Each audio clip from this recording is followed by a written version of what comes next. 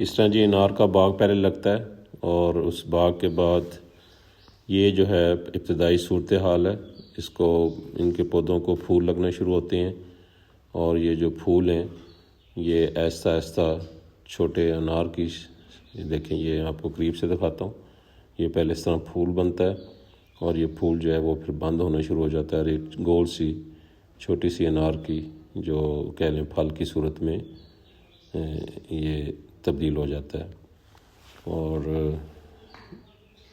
ایک خاص مدت کے بعد ایک بڑا انار تیار ہوتا ہے، وہ بھی میں آگے آپ کو چل کے دکھاؤں گا.